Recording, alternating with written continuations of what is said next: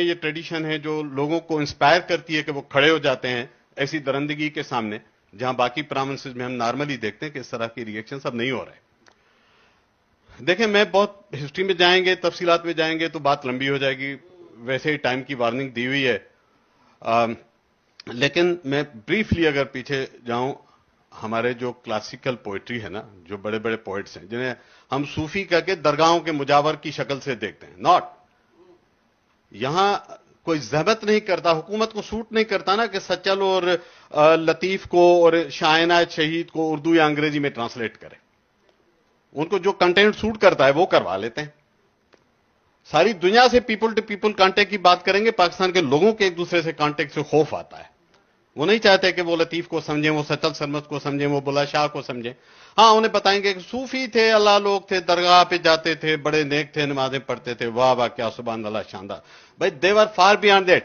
شاہ عنایت شہید جو پہلا، جیسے ہم سوشلسٹ صوفی کہتے ہیں، اس کا نعرہ کیا تھا؟ جو بوئے گا وہ کھائے گا، جو اگائے گا وہ کھائے گا. یہ 200-250 سال پہلے کا اتنا ویژن ان لوگوں کا تھا. یہ درگاہوں کے صوفی نہیں تھے، یہ مزاحمت کے ستارے تھے. پہلے مارکسسٹ تو یہ تھے، مارکسزم اور سب بات کی باتیں.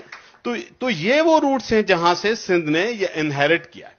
اچھا آگے آتے ہیں، پاکستان بننے کے دور کی آپ ہسٹری اٹھا لیں. میں صرف ایک کتاب کا چھوٹا سا حوالہ دیتا ہوں، بڑی لمبی تفصیل ہو جائے گی، میں جانا نہیں چاہتا. رچرڈ لیمبرٹ کی کتاب ہے ہندو مسلم رائٹس، آکسفورڈ کی ہے، 2013-14 میں چھپی ہوئی ہے، ابھی اویلیبل، آپ جا کے دیکھ لیں.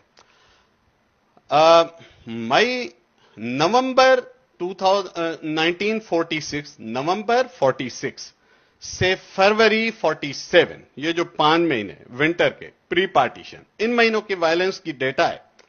میساکر تو اس کے بعد ہوا ہے نا، 14 اگست کے بعد. ان 5 مہینوں میں جو میساکر کا ڈیٹا ہے، 4000 لوگ قتل ہوتے ہیں، لگ بھگ میں راؤنڈ فگرز بتا رہا ہوں، اس سب کانٹیننٹ میں 4000. 3000 سے زیادہ پنجاب میں ہیں. سندھ جو اس وقت، میں آتا ہوں اس پہ، جو سندھ اس وقت جو کہ بامبے کے ساتھ انیکس تھا، تو بامبے اس میں لکھا ہوا ہے 300 لوگوں کی قتل ہوئے. یہ نہیں پتا اس میں ایکچوئل آج کے سندھ کے کتنے. میں جیسا آپ کو ایک ٹرینڈ بتا رہا ہوں کہ یہ اس زمانے میں بھی سندھ کے اندر یہ مارا ماری قتل و غارت گری نہیں ہوئی تھی. جو وہاں پہ سندھ میں واقعات ہوئے جس کی وجہ سے مائگریشن ہوئی ہے، وہ مائگریشن کے بعد ہوئی ہے، 14 اگست کے بعد ہوئی ہے. نواب شاہ میں سکھوں کی ایک ٹرین پہ حملہ ہوتا ہے، مسعود خضرپوش صاحب جو ویسے لیفٹ کے بڑے نام مانے جاتے ہیں وہ انوالو تھے اس میں. رام باغ جسے پھر مسلمان کر کے آرام باغ بنایا گیا کراچی میں، وہاں پہ جو مائیگرنٹس انڈیا تھے آئے تھے، انہوں نے ہندوؤں پہ حملے کیے جس کی وجہ سے یہاں سے لوگ بھاگے. انڈیجینس سندھیوں نے کوئی کہیں پہ کوئی، ٹھیک ہے ایک دکا واقعات ہوئے ہیں، میں نہیں کہتا کہ نہیں ہوئے تھے، لیکن ایسا کوئی پروگرامز نہیں ہو رہے تھے یہاں پہ. تو یہ ایک ہسٹوریکل کنٹیکسٹ ہے. جو محسن آپ پوچھ رہے ہیں نا کہ ڈفرنٹ کیوں تھا، میں اس کو تھوڑا سا کنٹیکسٹ شیئر کرنا چاہ رہا ہوں. پھر پاکستان بننے کے بعد 1 یونٹ لگتا ہے. جتنی اینٹی 1 یونٹ موومنٹ سندھ میں ہے وہ پوری کی پوری سیکولر لبرل پروگریسو ہے. کون لوگ ہیں؟ جی ایم سید ہے، شیخ ایاز ہے، صوبو گیان چندانی ہے، ابراہیم جویو ہے، سراج الحق میمن ہے، تاجل بیوس ہے، استاد بخاری ہے، رشید، میں کتنے نام لوں، شام ختم ہو جائے گی اگر میں صرف نام گننا شروع کروں. لیکن چونکہ انہوں نے سندھی میں لکھا، حکومت کو سوٹ نہیں کرتا کہ وہ کنٹینٹ کوئی پنجابی پشتو والا پڑھ لے. They will never let it happen. یہ سارے لوگ تھے جنہوں نے اس زمانے میں ملائیت اور فنڈامنٹلزم کو رجسٹ کیا ہے. پوری کی پوری جی ایم سید کی موومنٹ، رسول بخش پلیجو کی موومنٹ، یہ سارے کے سارے پروگریسو سیکولر لوگ تھے. تو یہاں سے نرچر ہوئی ہے سندھ کی نیشنلسٹ رائٹس کی موومنٹ. وہ ساری پروگریسو لبرل ہے، وہ چاہے سندھ کے لیفٹ کے مارکسسٹ ہوں، چاہے سندھ کے پروگریسو نیشنلسٹ ہوں. ٹو دا ایکسٹینٹ کہ مولانا عزیز اللہ بویو جیسے سندھ ساگر پارٹی بنانے والے، عبید اللہ سندھی کے فالوورز جو سندھی مولوی بھی ہے، مولانا صادق کھڈے والا بھی، کتنے ان کے نام لوں، وہ سارے پروگریسو تھے. حافظ نظامانی آج بھی شاعر ہے، بدین میں بیٹھا ہوا ہے، جو کہتا ہے کہ کوئی رحمان کی جانب، کوئی بھگوان کی جانب، میرا سجدہ اسی کو ہے جو ہے انسان کی جانب. مولوی ہے، حافظ ہے، ابھی بیٹھا ہے بدین میں. یہ وہ لوگ ہیں جو سندھ کے آئیکنس ہیں. یہ ہے وہ سندھ کا لٹریچر، یہ ہے سندھ کی موومنٹ. یہ کہاں سے پیدا ہوتے ہیں؟ یہ فیکٹری کہاں لگی ہوئی ہے؟ یہ سندھ میں نہیں ہے، سندھ سے کم از کم 1500 کلومیٹر دور ہے یہ فیکٹری، جہاں سے یہ پیدا ہوتے ہیں، جہاں سے ان کے بیج وہاں پہ جاتا ہے. اب وہاں پہ انہوں نے اپنے پلانٹ کیے ہیں انڈیجنائز، میں نہیں کہتا کہ اب وہاں پہ، لیکن یہ سندھ میں ہوم گرون فینامنا نہیں تھا، 8-10 سال پہلے بھی نہیں تھا. लोग नमाजें पढ़ते थे, रोजे रखते थे, ये नहीं वो प्रैक्टिसिंग मुस्लिम नहीं थे, वो दिवालियां साथ मनाते थे, वो ईदें साथ मनाते थे। मिट्टी की मस्जिद शरीफ का, जामा मस्जिद का प्लाट हिंदू फैमिली का डोनेट किया हुआ है। मैं आपको दिखाऊं, सिंध में दर्जनों मस्जिदें जो रमजान से पहले उनका जो रंग रोगन होता है हिंदू करवा के देते हैं, ईदगाहों के वो करवा के देते हैं, कब्रिस्तानों की चौदीवारियां बनवाते हैं। इसी तरह मुस्लिम वाइस वर्सा करते हैं। इन्होंने कहा, बताया जैसे थरपारकर में आउट ऑफ रेस्पेक्ट कोई गाय ज़बह नहीं करता था, अभी भी नहीं करता। हां, कुछ प्लांटेड लोगों की मदद से कराई गई है, ये भी हमें पता है। तो ये सरहंदी, ये मियां मिट्ठू, ये कहां के पैटर्नाइज्ड है? क्या सिंधियों को नहीं पता? क्या सिंध के लोगों को नहीं पता ये कहां मौजूद होकर अगली सफों में बैठते हैं? कौन है ये लोग? सियासी कारकुन लाठी रखता है, अगले दिन गायब हो जाता है, उसकी लाश नहीं मिलती 2-2 साल तक। और ये जनाब कोर्टों के बाहर आते हैं, दंदनाते 20-20 वीगोज में आते हैं, क्लाशनकोव्स ले आते हैं, कानून हाथ नहीं लगाता। क्यों भाई? कहां से आए हैं ये लोग? किसने पाला है इनको? ये है वो पैटर्नाइज्ड स्ट्रक्चर जिसकी बात कर रही थी और आलिया ठीक कहती है। ये आज की स्टेट साथ थोड़ी खड़ी है, स्टेट ने ना सिर्फ साथ खड़ी है, स्टेट ने बनाया है, पाला है इनको।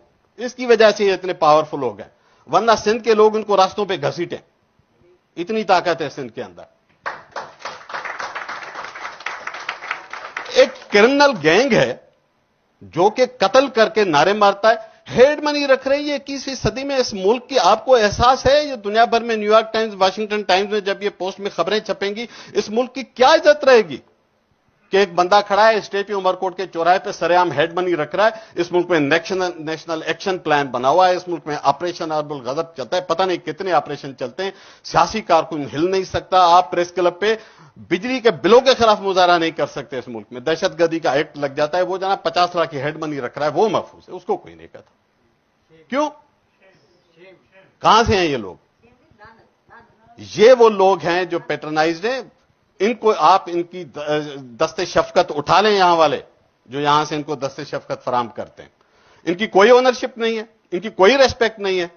सिंध तमाम मजाहब को रेस्पेक्ट करता है। सिंध का जो सेक्युलर मिजाज है वो तमाम मजाहब की इज्जत में है। जिसे शाह लतीफ ने कहा था, आलम सब आबाद करी, सारे जहान आबाद हों। ये वो मैसेज था जो रियल टर्म्स में सेक्युलर और रियल टर्म्स में प्रोग्रेसिव सिंध का है। मैं कुछ चीजें क्विकली कहूंगा, टाइम कम है।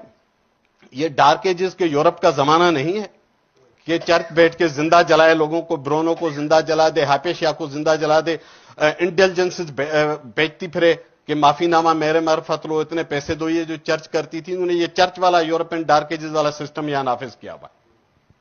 और ये पैटर्नाइज है जैसे उस जमाने की रोमन एम्पायर पैटर्नाइज करती थी, लोग नहीं पैटर्नाइज करते थे।